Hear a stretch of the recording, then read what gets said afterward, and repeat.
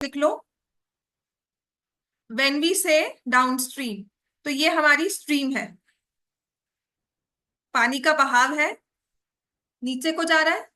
And this is the boat here, ये boat है जिसकी स्पीड मैंने बी लिख ली, मीटर पर सेकेंड, किलोमीटर्स पर आवर, एज द केस में बी। और जो स्ट्रीम है वो अपनी स्पीड पे चल रही है, S kilometre per hour, let me say. तो बोट को ऊपर से नीचे आना है, so boat is going down, that is why this is called downstream motion. इसे बोलते हैं डाउनस्ट्रीम मोशन। ठीक है, तो इस केस में स्पीड डाउन डाउनस्ट्रीम स्पीड हो जाएगी, speed of the boat downstream हो जाती है। ऊपर से नीचे आना आसान है ना, क्योंकि एक तो उसकी अपनी स्पीड है प्लस पानी में धक्का मार रहा है। So both are in the same direction, the stream, the flow of current, direction of current and the direction of boat is in the same direction. तो इस केस में ये हो जाता है B plus S, speed of boat plus speed of stream. ठीक है, अब यही स्ट्रीम है, जा तो ऐसे रही है, बोट नीचे आ गई, उसे ऊपर जाना है। ठीक है, तो इसे हम लिखते हैं speed of boat upstream, speed of boat upstream will be equal to b minus s. Speed of boat upstream will be b minus s kilometers per hour. लिख लो इसको। ठीक है, इक्वेशंस तो हमने सॉल्व करनी सीखी थी, हम स्टेटमेंट प्रॉब्लम्स भी थोड़ी बहुत करके गए थे, उसी में आगे एक्सटेंशन हुई है, थोड़ी डिफिकल्ट वाली प्रॉब्लम्स डिस्कस हुई है। ठीक है, अपस्ट्रीम डाउनस्ट्रीम हमने किया था, जो डाउट्स थे तो वही हम दोबारा डिस्कस कर रहे हैं। तो अपस्ट्रीम डाउनस्ट्रीम के लिए पहले आपको समझना है what is speed downstream, what is speed upstream. Downstream में it is B plus S, upstream में it is B minus S. ठीक है, हमेशा बोट की स्पीड में माइनस होगा, हमेशा बोट की स्पीड पे प्लस होगा। ठीक है, बोट की स्पीड में माइनस, बोट की स्पीड पे प्लस होगा। तो अब यहाँ पर देखो क्वेश्चन में क्या लिखा हुआ है, Ritu can row downstream 20 kilometres in 2 hours। ठीक है, and upstream 4 kilometre in 2 hours। Find her speed of rowing in still water and speed of the current. So let the speed of boat x kilometre per hour. Rishabh क्यों नहीं आ रहा, वो भी बाहर गया हुआ है।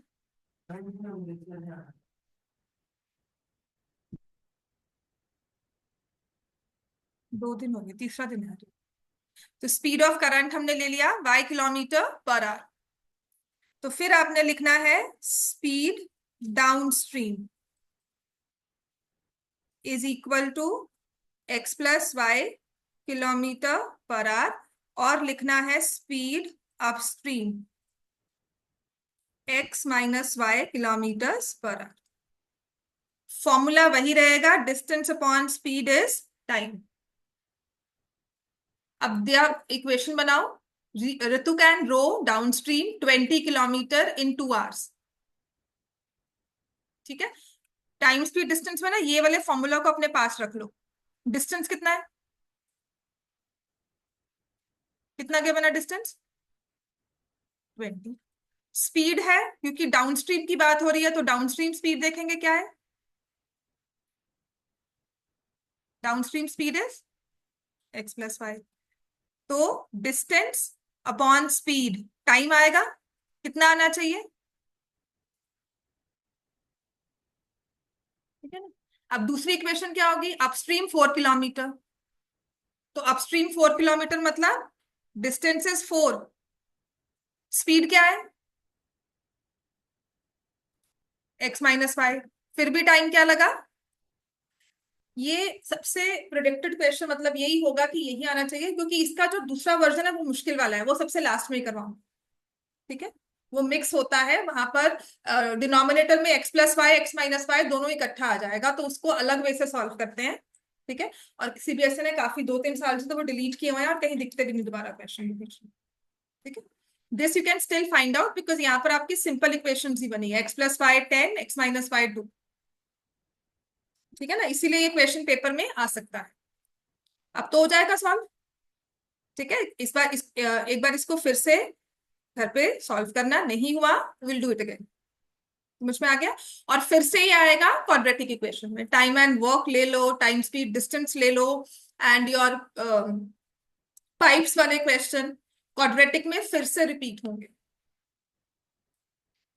ठीक है, अब आते हैं जो पाइप्स वाला क्वेश्चन करवाया था, इसमें हमेशा हम लोग 1 आवर वर्क लेकर सॉल्व करते हैं। We always solve it using 1 hour में कितना काम किया, 1 आवर में कितना फिल हुआ टैंक।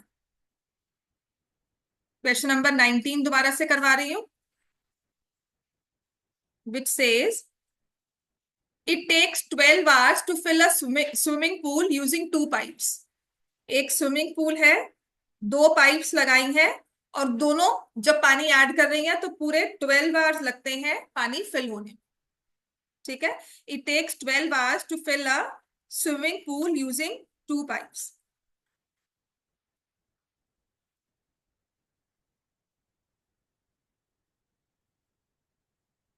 ठीक है, अब इसके बाद if the pipe of the larger diameter is used for 4 hours and a pipe of smaller diameter for 9 hours, only half of the pool can be filled। ठीक है, तो हम लिख देंगे let the time taken by larger pipe x hours। यहाँ पे पता क्या है, हमारी जो स्पीड है ना, वो इन टर्म्स ऑफ आवर्स दी होती है कि 4 घंटे में ये काम हो जाएगा। ठीक है, हमें जो स्पीड दी है वो आवर्स में दी है, हमें ये नहीं कहा हुआ कि जो पाइप है वो 4 लीटर्स पर आवर से पानी उसमें आ रहा है। राइट, तभी ये क्वेश्चन थोड़ा डिफरेंट हो जाता है व्हाट हम टाइम के डिस्टेंस में जो करते हैं। And let the time taken bye smaller pipe, time taken bye smaller pipe is equal to y hours।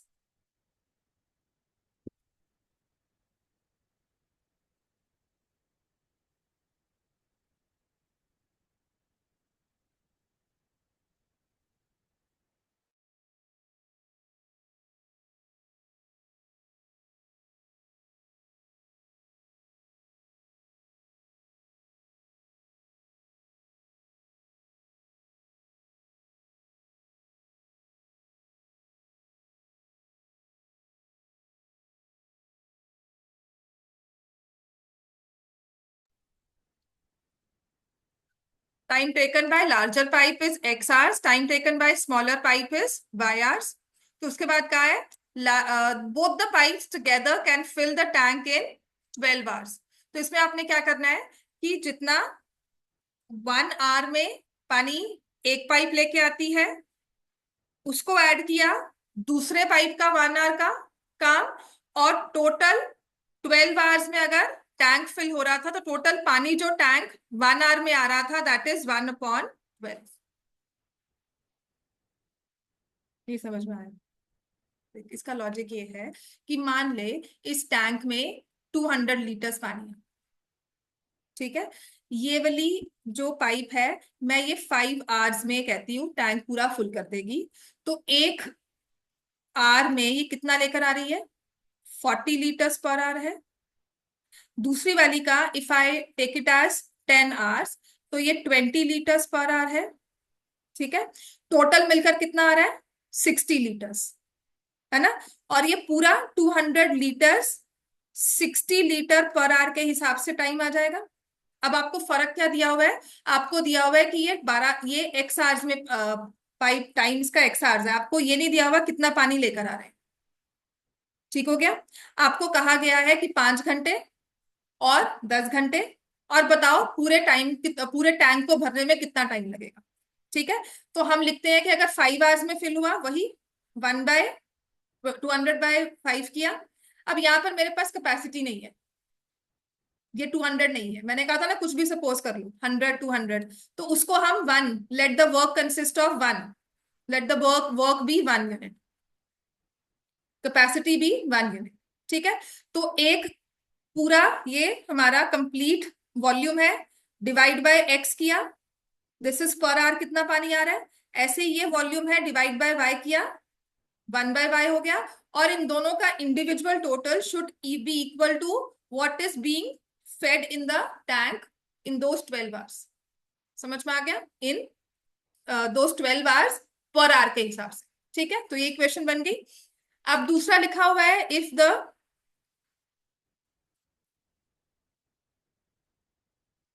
Pipe of larger diameter is used for 4 hours, तो ये 4/x हो गया, and pipe of smaller diameter for 9 hours, तो 9/y हो गया, so that will be equal to only half of the pool can be filled।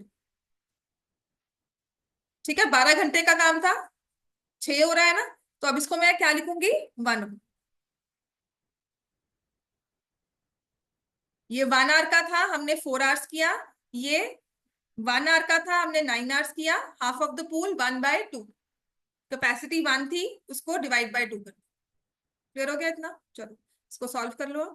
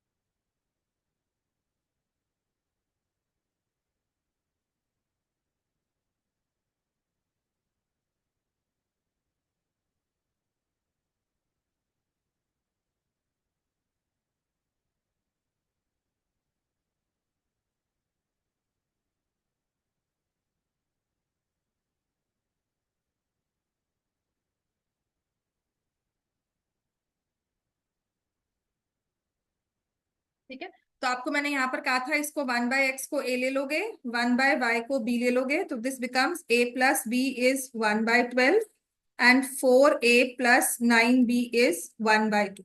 एक तो ये वे है सॉल्व करने का। ठीक है, और इसको अब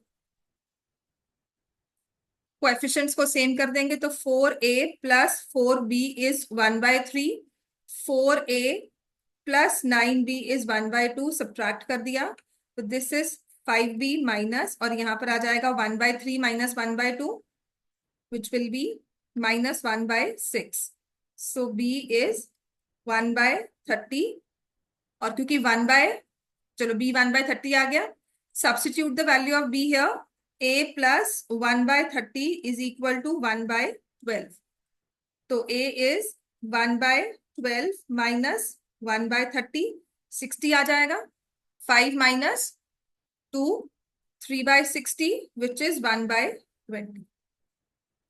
ठीक है,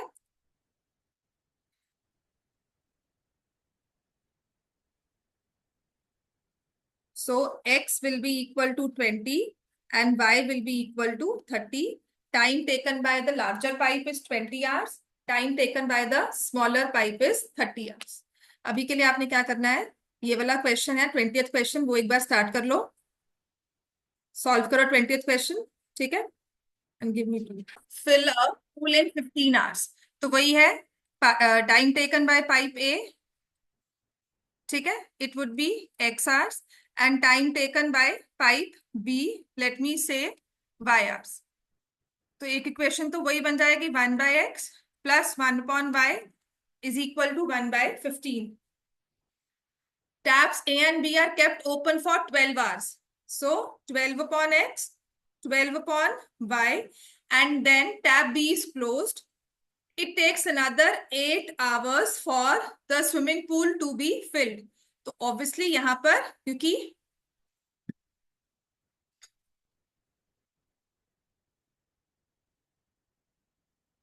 टैप बी को तो क्लोज कर दिया है ना, तो 8 क्या आ जाएगा, 8 अपॉन एक्स, ठीक है। And another 8 hours for the swimming pool to be filled, तो यहाँ पर आ जाएगा 1, राइट। तो यहाँ पर मेरे पास आंसर आ जाएगा 20 upon x plus 12 upon y as 1 and 1 upon x 1 upon y as.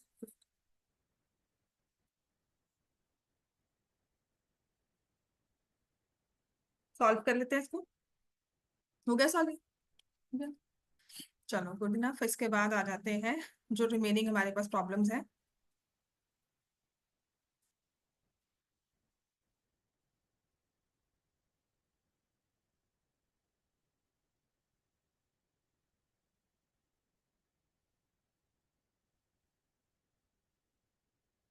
11th question भी हो गया था हमारा, 12 ऑनवर्ड, 16 मैंने आपको करवाया था, 17th मैंने करवा लिया था, 18th भी हो गया, 19th और 20th, 21st मैं करवा चुकी हूँ, 22nd पर आ, ठीक है। Question number 22,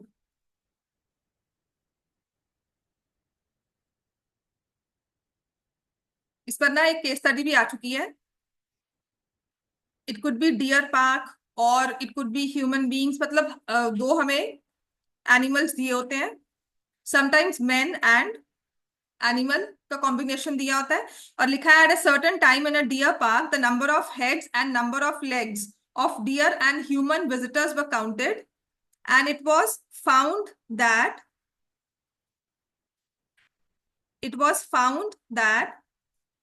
that there were 41 heads and 136 legs. 41 heads and 136 legs. Find the number of deer and human visitors in the park. ठीक है, so let किया हुआ ऐसा क्वेश्चन पहले, let the number of human visitors is equal to x and let the number of deer equal to y. ठीक है, अगर heads को काउंट करते हैं कहते हैं तो 41 हेड्स आ रहे हैं, तो सबके पास कितने हेड होते हैं, चाहे ह्यूमन हो चाहे डियर हो एक ही हेड होगा। तो इसका मतलब अगर हेड काउंट करते हैं तो that means x plus y is 41। अगर लेग्स को काउंट करते हैं तो ह्यूमन लेग्स कितनी होती है, 2, ठीक है। सो 2 टाइम्स x, और डियर है तो डियर की कितनी लेग्स होंगी, 4, so 4y is equal to 136। 2x plus 4y equals to 136। इसको सॉल्व कर लोगे आप, 2x plus 2y is 82, subtract किया, 2y इज 54, y इज 27। अगर y 27 है तो x आ जाएगा 41 minus 27, it would B 40। So 14 humans and 27 deer. 23rd question, 24th, 23rd question important है, एग्जाम्स में आ सकता है ये।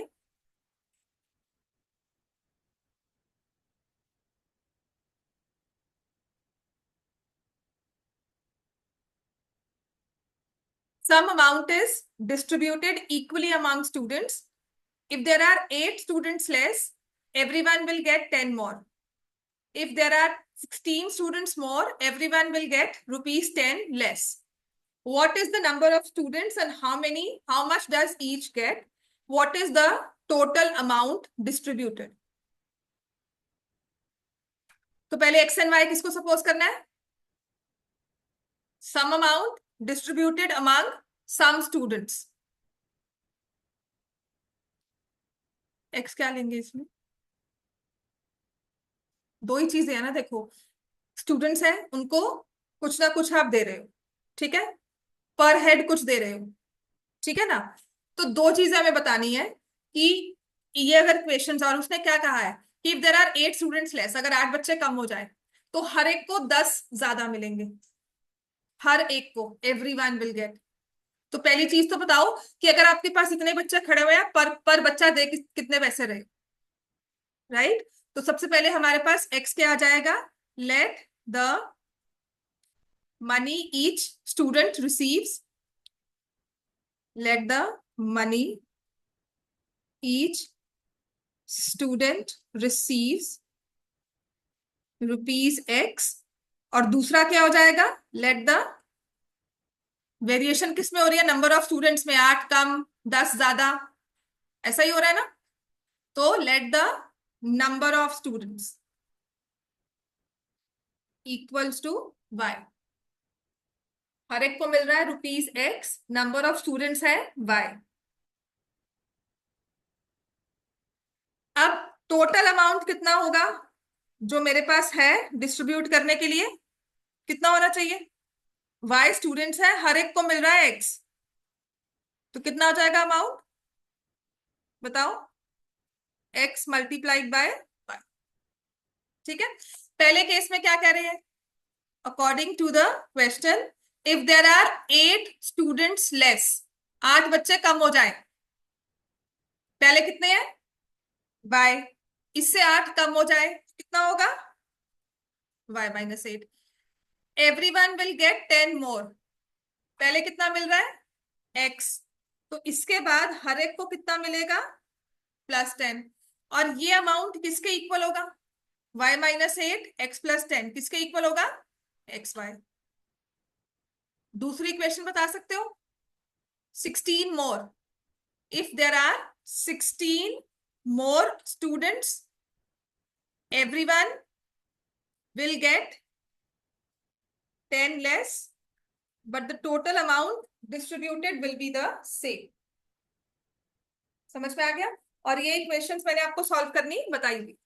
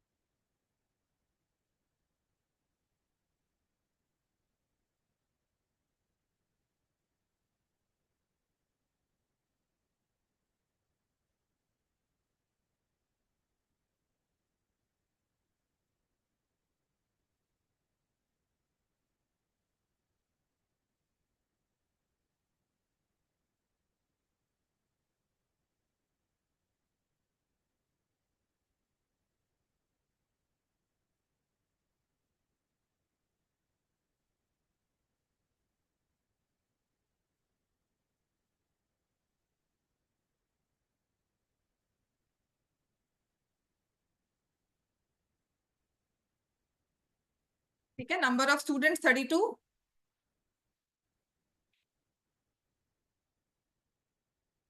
हमने टेस्ट किया वो, कौन सा थर्ड, सॉल्व करके लेकर आई हो आज, मुझे देखा जाना, और थर्ड जो नहीं हुआ वो मार्क कर देना, मैं क्लास में करवा,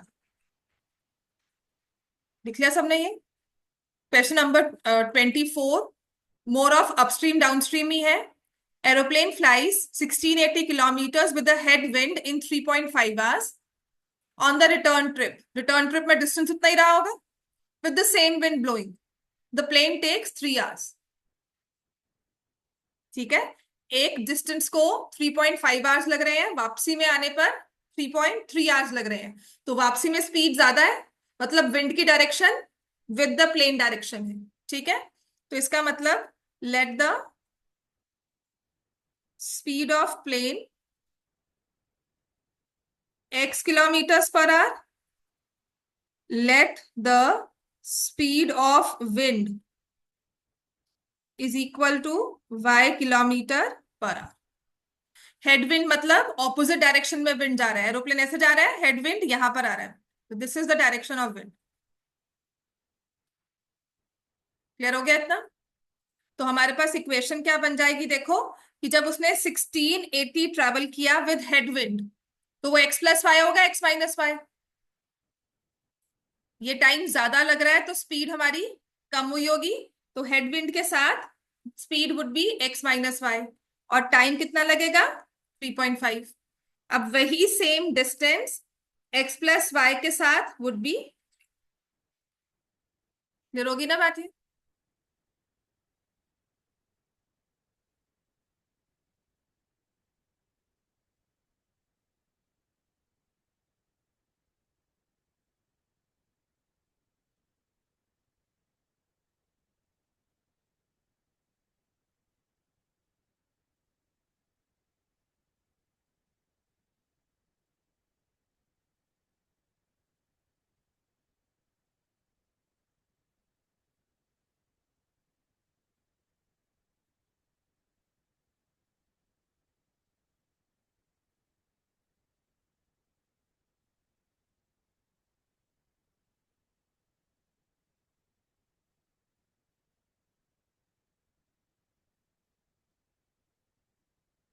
तो अगर x 520 है, y कितना हो जाएगा? 40 किलोमीटर पर आवर। इस क्वेश्चन को जब मैंने पहली बार पढ़ा था ना, सीरियसली कह रही हूँ, मुझे भी पता नहीं था हेडविंड होता क्या है। ठीक है, तो अब हेडविंड नहीं पता, किसी ने क्लास में क्वेश्चन, मैंने बड़े आराम से इसको लिखवा दिया कि सिंपल एयरप्लेन का होगा। हेडविंड मुझे भी आइडिया नहीं है, तो क्वेश्चन को टैकल करने की कोशिश करना, कि कुछ नहीं समझ में आता तो समझो उसमें कि 1680 उसको टाइम लग रहा है 3.5, वापसी आ रहा है, रिटर्न ट्रिप में वही सेम डिस्टेंस है, टाइम कम हो गया। इसका मतलब हेडविंड का मतलब है अगेंस्ट द विंड जा रहा है। समझ में आ गया? राइट, तो स्पीड उससे कम हो गई इसलिए टाइम बढ़ गया। लेकिन अगर रिटर्न ट्रिप आएगा तो सेम हेडविंड है, with the same wind blowing, तो जितनी डायरेक्शन थी उसी डायरेक्शन में विंड जा रहा है, इसकी वजह से उसकी स्पीड बढ़ गई, टाइम उसको कम लग गया। ठीक होगी बात है? चलो नेक्स्ट आ जाओ। आपकी जो स्टेटमेंट प्रॉब्लम्स होंगी ना, वो थोड़ी इजी वाली होंगी आपकी, मतलब डिफिकल्ट वाले मैंने सारे कवर करवा दिए हैं। अब जो आगे हमें करने हैं ना, वो सिर्फ आपकी प्रैक्टिस है।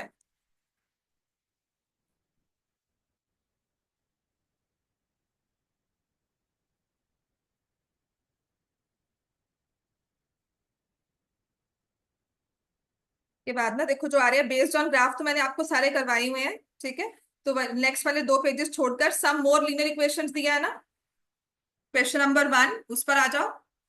ये सारे आपके एक्स्ट्रा क्वेश्चंस एग्जाम्पलर के भी, plus your previous year papers जो 25 भी इंक्लूडेड है, उनके भी क्वेश्चन इसमें रखे हुए हैं, प्लस जितने भी मुश्किल क्वेश्चंस रिविजन के टाइम पर ग्रुप्स में आ रहे थे, वो सारे क्वेश्चंस हैं।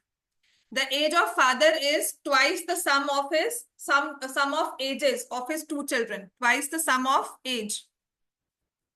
Twice the sum of age of his two children. After 20 years, his age will be equal to sum of ages of the children. Find the age of father. ठीक है, तो यहां पर एज ऑफ फादर निकालनी है, तो वही लिखेंगे, let the age of father equals to x years. Let the age of father be equal to x years. अब यहाँ पे 2 बच्चे क्या हुए ना, एज ऑफ 2 चिल्ड्रन। ठीक है, लेकिन हम इनको वाई जेड नहीं लेंगे, बिकॉज इसके सम की बात की जा रही है। तो let the sum of ages of 2 children equal to y years. Sum of ages of 2 children equal to y years. ठीक है, एज के क्वेश्चन में मैंने फिर आपको कहा था हमेशा कुछ साल बाद, कुछ साल पहले की बात होती है, तो यहाँ पे लिखा है after 20 years. So after 20 years आप लिखोगे एज ऑफ फादर, कितनी हो जाएगी फादर की एज? x plus 20। अब शुरू होता है क्वेश्चन का सही twist, sum of ages of children. 20 साल के बाद जो बच्चे हैं उनकी एजेस का सम क्या होगा? कितने बच्चे हैं? 2, है ना? दोनों ही 20 20 इंक्रीज करेंगे, तो टोटल सम में कितना ऐड हो जाएगा? 40। बस इस क्वेश्चन में यही इसका ट्विस्ट है, यही इसका मेन पॉइंट है। जब आप चिल्ड्रन की एजेस का फर्दर निकालते हो तो it would be y plus 40। ठीक है, चिल्ड्रन की एजेस का प्लस निकालते हो तो it would be y plus 40। Clear हो गया? सो एज ऑफ फादर, अब हम इक्वेशंस फॉर्म करेंगे। Age of father is twice the sum of ages of his two children. Age of father x, 2 times y. ठीक हो गया? After 20 years his age will be equal to the sum of ages of his children y plus 40.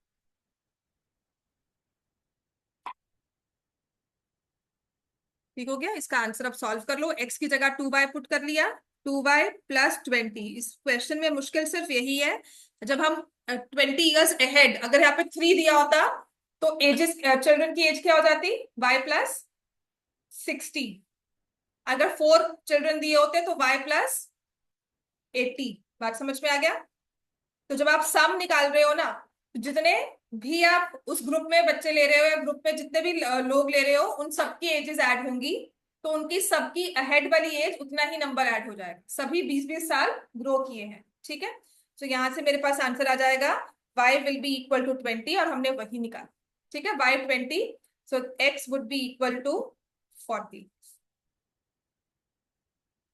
ठीक है, second question ना, अगर ये solve कर लिया मतलब आपने बोर्ड का पेपर, ये 5 नंबर का क्वेश्चन आया था बोर्ड्स में, 5 का या 3 का भी, रिसेंट वाले जो तुम्हारे से पहले हो गए चुका है 25 में। देखो ये क्वेश्चन सॉल्व होता है। 10% ऑफ रेड बॉल्स, 25 का क्वेश्चन है, board paper 2025। 10% of red balls were added to 20% of blue balls, total was 24। Difficult वाले सारे क्वेश्चंस ऑलमोस्ट हम कर चुके हैं। ये इजी वाले प्लस आपके बोर्ड के क्वेश्चंस जो भी या एग्जाम्पलर में क्वेश्चंस है वो सारे मैंने इकट्ठे ही लिख दिए। 10% of red balls were added to 20% of blue balls. Total was 24. Yet, 3 times the number of red balls exceeds the number of blue balls by 20. How many red balls and how many were blue balls? पहले तो यहां पर हमें suppose क्या करना है?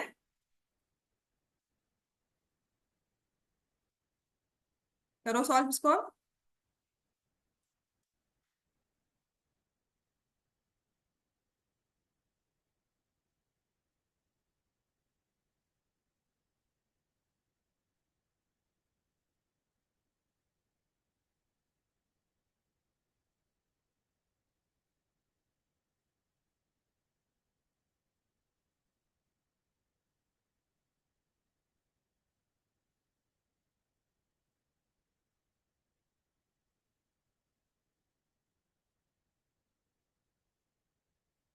तो let the number of, क्या लिखेंगे? Let the number of red balls किसके इक्वल ले लेंगे उसको? x। Let the number of blue balls equal to y। पहला क्वेश्चन, पहली स्टेटमेंट क्या है? 10% ऑफ रेड बॉल्स। 10% का मतलब 10% ऑफ x, तो 10x by 100 plus 20y by 100 is equal to 24। Yet 3 times the number of red balls. So 3 times number of red balls मतलब 3x exceeds the number of blue balls by 20. ठीक है, दूसरी equation क्या हो गई? 3x equals to y plus 20। Solve कर लो। तो मेरे पास ये बन जाएगा x plus 2y equals to 240।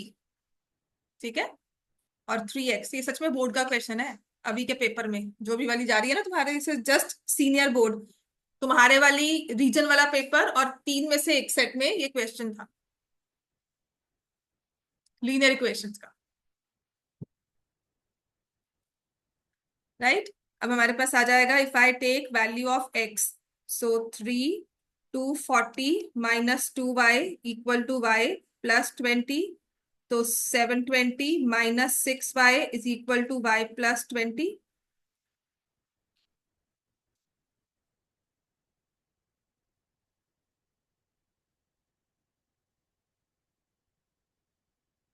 40 minus 2y यहाँ पुट किया, कहीं ना कहीं गड़बड़ हो रही है।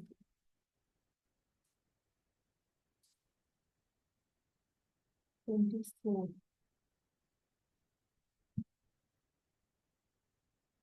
हो गया, x प्लस 2y, यहाँ से 240 चला गया, ठीक है। And 3x number of red balls, red balls हमने ये ली थी, हाँ। तो red balls, 3 times number of red balls exceeds the number of blue balls by 20, 3 times y plus 20। इसको सॉल्व हो रहा है कि नहीं? हो रहा है ना? नहीं, कुछ गड़बड़ नहीं। लिखते हैं इसको, x plus 2y is 240, 3x is equal to y plus 3 times number of red, 3x minus y equal to, इसको 3 से मल्टीप्लाई कर दिया, 3x plus 6y 720।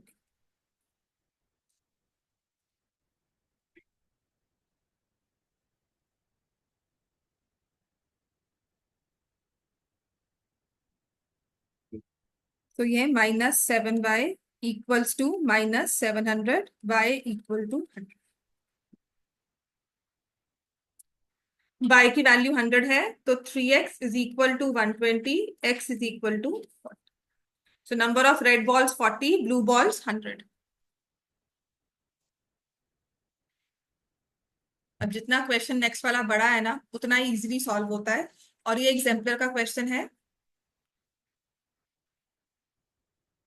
A railway half ticket costs half the full fare. Reservation charges are the same of a half ticket as that of a full ticket. One reserved first class full ticket from station A to station B cost rupees 2530. One reserved first class ticket and one reserved half first class ticket from A to B cost 3810. Find the full fare from station A to B and also the reservation charges. ठीक है, ticket के ना 2 हिस्से होते हैं, एक तो है फेयर डेस्टिनेशन एक से दूसरे जाने का, और एक है रिजर्वेशन चार्जेस, आपकी सीट को रिजर्व करने का चार्जेस। तो 2 टिकट्स होती है हाफ, सर्टेन एज के बिलो बच्चों की टिकट को हाफ टिकट कहते हैं। तो हाफ टिकट में भी चार्जेस ऐसे नहीं है कि अगर 1500 की टिकट है 750 हो जाएगा। तो उन्होंने कैसे सिस्टम रखा हुआ है, that the reservation charges are the same for both, चाहे बच्चा आएगा चाहे बड़ा आएगा, उनको रिजर्वेशन चार्जेस सेम पड़ेंगे, ठीक है। लेकिन जो फेयर है, जो डिस्टेंस के अकॉर्डिंगली हमने फेयर रखा हुआ है, मतलब reservation charges, if I am like travelling to Delhi और if I am travelling to Calcutta, Kolkata जा रहे हैं, तो रिजर्वेशन चार्जेस सेम ही होंगे सबके लिए। लेकिन फेयर क्या होगा, दिल्ली में डिस्टेंस कम है एज कंपेयर टू कोलकाता, ठीक है ना, तो दिल्ली का फेयर कम हो जाएगा, उसको छोटे बच्चे के लिए हाफ कर देंगे, एडल्ट के लिए उसको फुल रख लेंगे। समझ में आ गया? रिजर्वेशन चार्जेस जो सिस्टम सेटअप करने में, ट्रेन के वो उसको मेंटेनेंस करने में, प्लस सीट्स को साफ करने में जो भी हमारे चार्जेस लगे हैं, वो रिजर्वेशन चार्जेस एक फिक्स्ड फेयर है। लेकिन जो हमारा पर डिस्टेंस किलोमीटर, जो पर किलोमीटर का चार्जेस है फेयर, वो हो गया जो डिस्टेंस के अकॉर्डिंगली हम निकाल रहे हैं फेयर, वो सबके लिए सेम रखा हुआ, वो बच्चों के लिए हाफ किया हुआ है, अडल्ट के लिए फुल रखा हुआ है, ठीक है। तो इसमें हम 2 तरह से लेंगे, let the reservation charges rupees x, let the fare rupees y, ठीक है। अब देखो क्या लिखा है, one reserve full ticket from A to B, one reserve full ticket, तो उसमें रिजर्वेशन चार्जेस भी है, पूरा फेयर भी है, ठीक है। तो क्या हो जाएगा, एक्स प्लस वाई इज 2530, ठीक है। One reserved first class ticket, अभी करके चुके हो, one reserved first class ticket x plus y, and one reserved first class half ticket जिसमें रिजर्वेशन चार्ज पूरा है, फेयर क्या हो जाएगा, half, this is equal to 3810। समझ में आ गई बात ये, x plus Y 2530, full ticket plus half ticket, तो फुल टिकट में full reservation full fare, half ticket में फुल रिजर्वेशन हाफ फेयर, दो इक्वेशंस बन गई, इसे सॉल्व कर। इनको सॉल्व करना है हमें। तो एक है हमारे पास x plus y is 2530,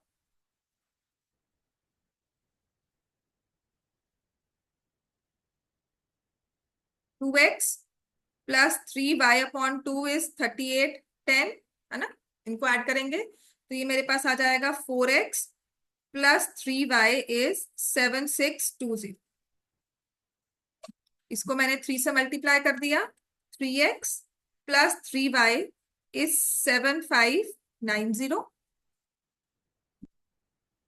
minus minus minus ये cancel, x is equal to 30।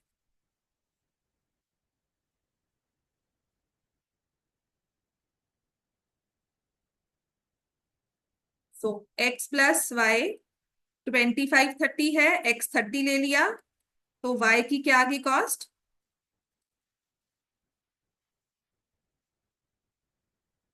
2500,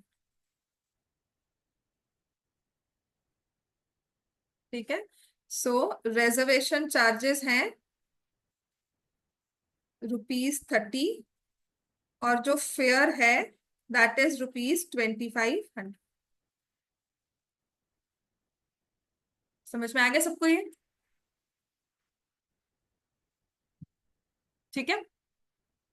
ये वाला क्वेश्चन ना है तो एग्जाम्पलर का, लेकिन this was there in the sample paper 23 के सैंपल पेपर में, तब से ये क्वेश्चन ना बहुत बार रिपीट होता है प्रैक्टिस में, रिवीजन ग्रुप्स में ना ये क्वेश्चन बहुत बार आएगा कि ये वाला सॉल्व करवाओ, इसी की वेरिएशंस होंगी, ठीक है। और इसको लीनियर इक्वेशंस में कैसे सॉल्व करना है, क्वेश्चन है एग्जाम्पलर से जिसमें लिखा है Vijay had some bananas and he divided them into two lots A and B.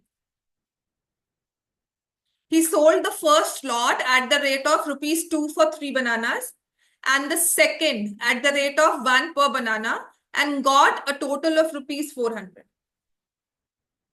ठीक है, कुछ उसने बनानास लिए, उन्हें दो लॉट्स में किया, एक को डिफरेंट रेट पे एक को डिफरेंट रेट पे सेल किया, दोनों के जो रेवेन्यू आया वो है 400। पहले इसी की इक्वेशन बनाए, ठीक है।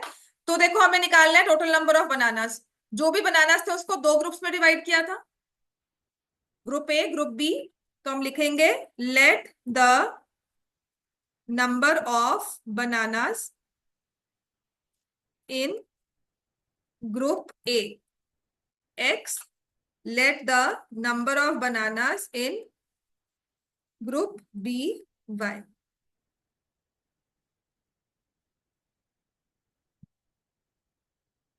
ठीक है।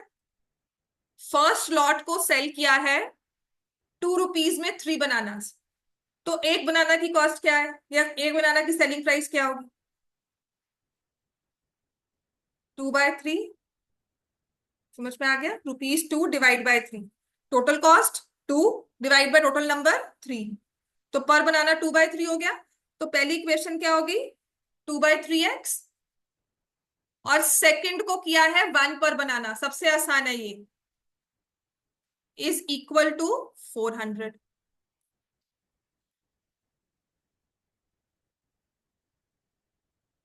If you had sold the first lot at 1 per बनाना, तो सेकंड इक्वेशन क्या होती, फर्स्ट लॉट को मतलब x बनानास को 1 पर बनाना सेल करता तो मनी कितनी आती, x, and second at 4 for 5 bananas, तो क्या हो जाएगा 4/5y, his collection would have been 460।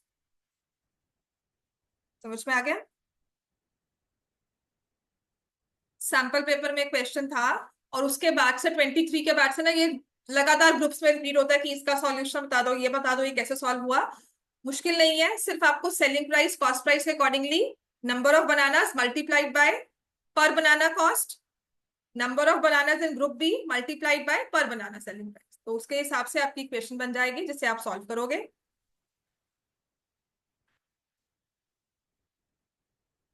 इसको सॉल्व करके आंसर बताओ। और अगर उसने कहा है टोटल नंबर ऑफ बनानास तो आपको ऐड करके आंसर लिख कर आना है। ठीक है।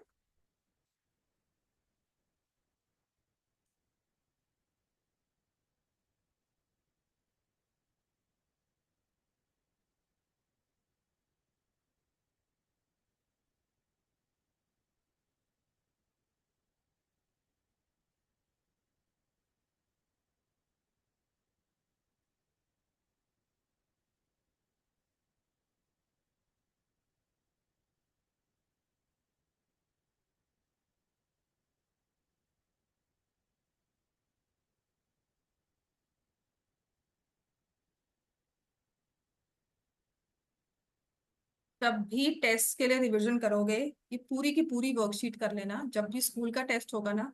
इसके अलावा सच में कह रही हूँ स्टेटमेंट प्रॉब्लम्स नहीं होंगे कोई और। ठीक है। और जितने भी डिफिकल्ट, जितने भी इजी, जितने भी वेरिएशंस हैं सब इसमें डाल देंगे। इतने कर लोगे ना, और कोई पूछा ना मैम इतना काफी है, मैं सच में कहूंगी इतना काफी। इसके अलावा वेरिएशंस कुछ भी होंगे आप हैंडल कर लोगे। यहाँ पर this is 2x plus 3y is 1200, 5x plus 4y is 2300। तो इसको 5 से मल्टीप्लाई कर दिया, इसको 2 से। 10x plus 15y is 6000 and 10x plus 8y is 4600। ठीक है।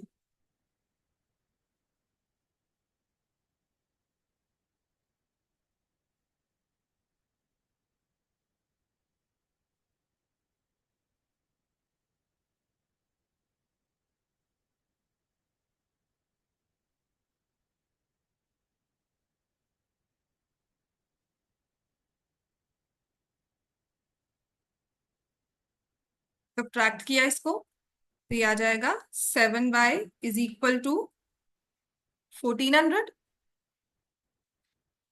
ठीक है। y की वैल्यू क्या आ गई? 2। सो y पुट कर देंगे। 2x plus 600 is equal to 1200। 2x is 600, x कितना आ गया? 300।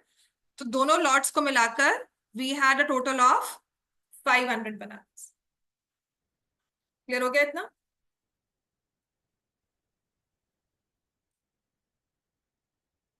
ठीक है ना। अब आ जाओ ये वाला क्वेश्चन, ये बहुत ही ज्यादा, और ये बोर्ड में आया हुआ 24 में, आपके वाले रीजन में नहीं किसी और में। सेट 4 आया था, मतलब दिस वॉज 34/3/24 में ना ये वाला पेपर था, ये वाला लॉट था 1, 2 and 3। 30 is the paper code standard का, और 4 इज द रीजन, तो ये 1 2 3 4 5 6 ऐसे होता है। ठीक है।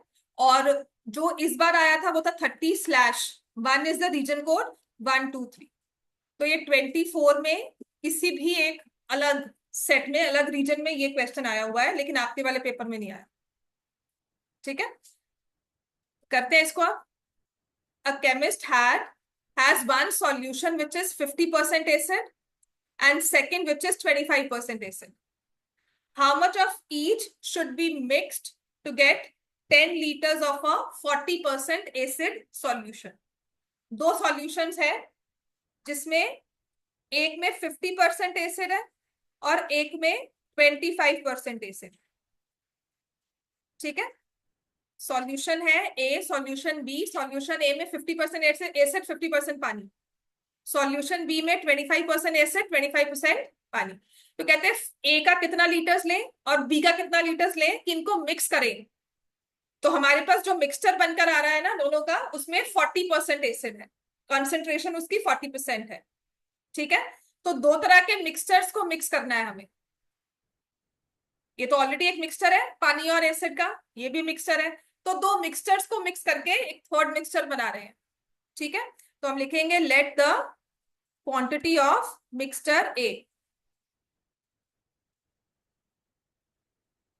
x liters, let the quantity of mixture be y liters. इन दोनों को कितना लेना है? टोटल मिक्सचर हमें कितने का चाहिए?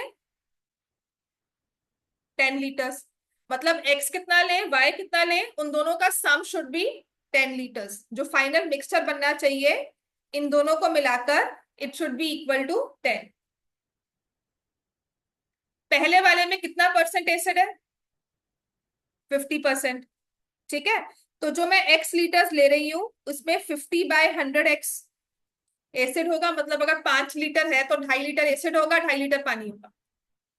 अगर 5 लीटर का मिक्सचर ए है, that means 25% is acid and 25% is water. समझ में आता है ना? जब आपके कोल्ड ड्रिंक्स का कॉन्सेंट्रेशन बताते हैं तो बताते हैं ना, this much sugar, this much water, this much जो भी गैस डाला हुआ है इतना मुझे, बाय वॉल्यूम इतना है। तो 50% एसिड का मतलब है बाय वॉल्यूम आधा एसिड है उसमें।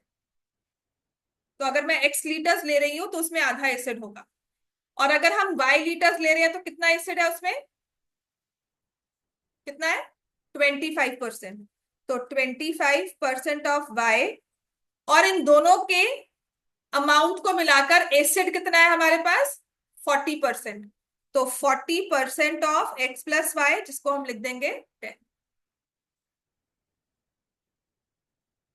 क्लियर हो गया इतना? ठीक है, सॉल्व कर लो। मतलब अगर 10 लीटर का हम चाहते हैं कि मिक्सचर बने, उसमें 4 लीटर एसिड होगा, 6 लीटर पानी होगा। ठीक है, so what we get here is 5x/10 plus 25y/100 is equal to 4। इसको सॉल्व कर सकते हो, इसको 2 लिख लो, इसको बाय 4 लिख लो, तो मेरे पास आ जाएगा 2x plus Y equals to 16। ठीक है, तो यहां से x plus y is 10 minus किया, ये खत्म। x की वैल्यू 6 आ गई, y की वैल्यू। क्वेश्चन नंबर 6 भी लास्ट ईयर बोर्ड पेपर में आया था। ठीक है, अभी आपका 25 वाला ही बोर्ड पेपर और आपके वाला ही बोर्ड पेपर, क्योंकि अभी तक वही है मेरे पास। ठीक है, बाकी बहुत रैंडमली अवेलेबल है। सीरीज 1 के तो मेरे पास तीनों बेसिक्स हैं, बेसिक है तीनों, और स्टैंडर्ड भी है। ठीक है, तो जो बाकी सीरीज है ना, 4-3, किसी का 4-1 होगा, किसी का 4-2 होगा, तो वो सिर्फ रिजल्ट के बाद आई थिंक रिलीज हो जाता है वेबसाइट पर। तो उन सब क्वेश्चंस को भी आई वुड स्टिल सजेस्ट, जो आपके तुम्हारे प्री बोर्ड्स बनेंगे ना, वो 24 के बोर्ड पेपर से और 25 के बोर्ड पेपर से बनते हैं। मैक्सिमम क्वेश्चंस वही रिपीट होते हैं, तो आप वो सब क्वेश्चंस दोबारा से हमने करने हैं सारे। ठीक है, चलो कल करते हैं बाकी।